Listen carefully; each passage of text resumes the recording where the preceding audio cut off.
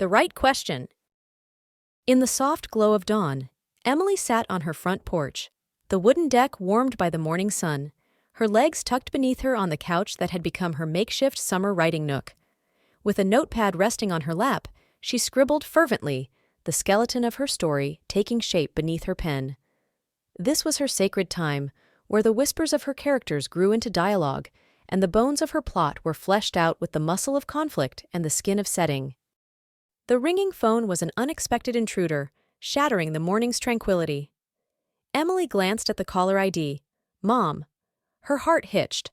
Calls at this hour were seldom harbingers of good news. She snatched the phone, her voice tight with concern. Mom? Her mother's words came in a rush, painting a picture of her father on the roof, the slip, the fall. He's okay, Emily, but we're at the hospital. Can you come? Instinct took over. Emily leapt from the couch, her notes a casualty forgotten in the whirlwind of her departure. As she drove to the hospital, her mind was a jumble of worry for her father, leaving no space for thoughts of her work, vulnerable on the porch. Relief washed over her as she entered her father's hospital room to find him bruised but in good spirits, joking with the nurses. It wasn't until the first rumble of thunder rolled over the hospital that Emily's thoughts returned to her notes. She excused herself, heart pounding anew, not with fear for her family, but for her story left unprotected. She raced home as the skies opened, unleashing a torrent of rain that drummed on the roof of her car, a mocking reminder of her oversight. Lightning forked, followed by the immediate boom of thunder, as if the storm were right on top of her. She pulled into the driveway, her eyes catching the horrifying sight of paper dancing in the wind, her notes taking flight in the tempest. Leaping from the car, Emily lunged at the chaos of paper strewn across the sodden lawn. Each sheet she retrieved was a blurred mess. The ink, once precise and deliberate, now smeared into obscurity. It was a month's worth of world-building, character arcs, and carefully constructed plots, now dissolving beneath the relentless assault of the rain. Clasping the sodden pages to her chest, she felt the weight of her lost work settle like stone in her stomach. Inside, Emily was a tempest of motion, peeling off her rain-soaked layers as she beelined for the desktop computer. The storm's fury seemed to mock her through the window panes as she powered on the machine. It was a desperate bid for reassurance. She needed to see if her computer had the cornerstone of her month's creativity, and to make sure that the most crucial elements of her story were already in the safe digital world. The computer hummed to life, the screen brightening with the promise of salvaged work. But as the icons loaded, a brilliant flash of lightning seared the sky, immediately followed by a deafening crack. The world went dark. The power outage had struck with precise cruelty, snatching away her last hope. When the lights flickered back on, the computer remained silent. Emily's attempts to revive it were in vain. The files were corrupt, her story lost in the electronic abyss. The day had started with her creating a world, and now she sat amidst the wreckage of her own. The flickering of the emergency lights cast long, quivering shadows across Emily's living room, mirroring the turmoil that churned inside her. She sat there, amidst the remnants of her digital and physical manuscripts, a once cohesive story now fragmented into pieces, as disjointed as the power lines outside. Picking up the phone, she dialed her editor, her voice barely above a whisper. "Jane, it's Emily. There's been an accident.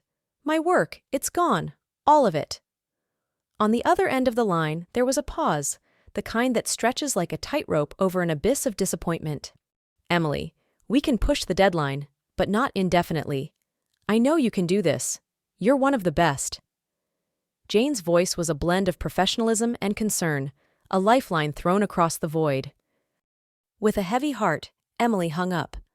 The daunting task before her was clear. She needed to rewrite the story from scratch. But the characters that once lived so vividly in her mind now seemed distant, like shadows fading at dawn. Determined to recapture the essence of her narrative, Emily grabbed a fresh notebook and pen. She would start anew, not on the porch, but at her kitchen table. The comforting aroma of coffee mingled with the rhythmic tapping of rain against the window, a symphony meant to inspire. But inspiration remained elusive. Day after day, she stared at the blank pages, the pen a heavy weight in her hand rather than the familiar extension of her thoughts. Lines were written, only to be crossed out moments later, their rhythm and flow as disjointed as her scattered thoughts. The characters that once danced in her mind now seemed like distant echoes, their voices lost in the storm's aftermath. A week passed, each day a mirror of the last, full of effort and void of progress. Self-doubt crept in, whispering questions she had never dared to ask herself. Was the storm and the power outage an omen? Had her well of creativity dried up? Was her talent as fleeting as the notes carried away by the wind?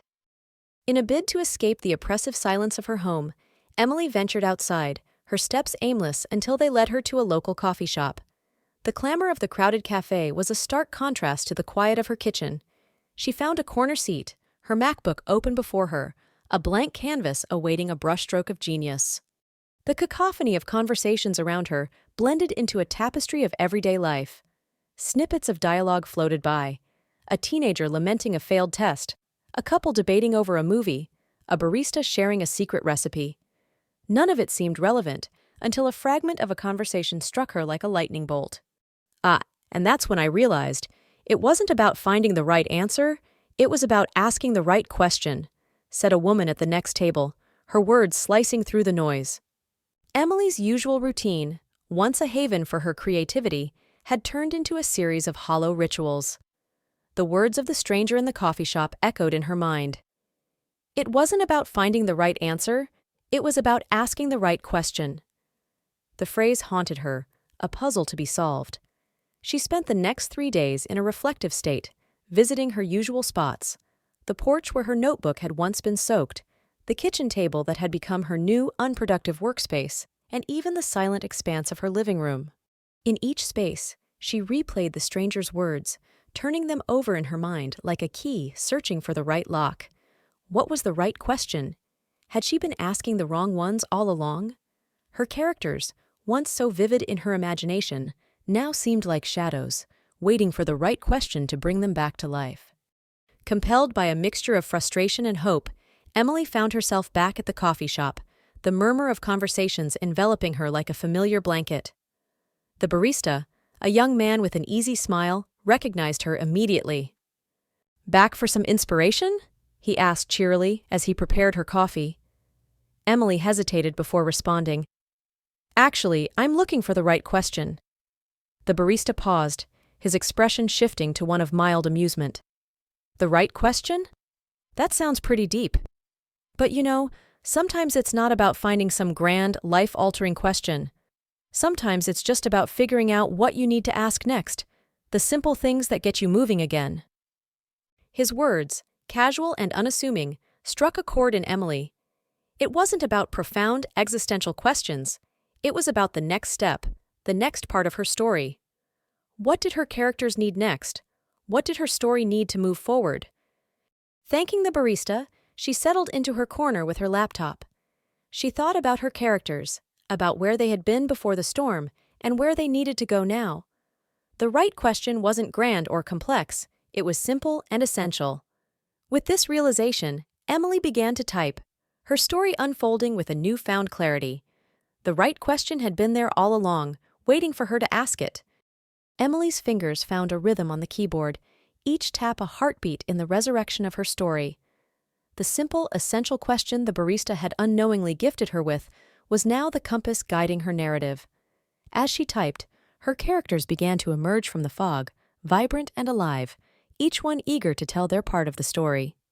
Hours turned into days, and the coffee shop became her refuge, a place where the cacophony of life around her fueled her creativity.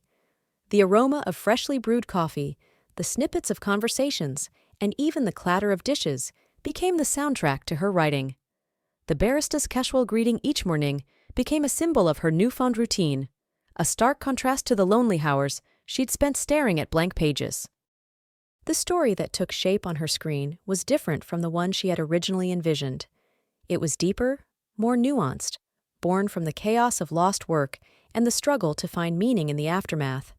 Her characters faced challenges that mirrored her own, their victories and defeats a reflection of her journey. As the deadline approached, Emily worked with a fervor, determined to meet it not just for her editor, but for herself. She had fought too hard, come too far to back down now. The final chapters poured from her, a torrent of words that had been dammed up for too long. The day she sent the completed manuscript to her editor, Emily felt a mixture of relief and apprehension. She had poured her soul into these pages, and now they were out in the world, no longer just hers, but open to the eyes of others. The response from her editor was swift and enthusiastic. "Emily, this is your best work yet. It's raw, it's real, it's you. You've outdone yourself."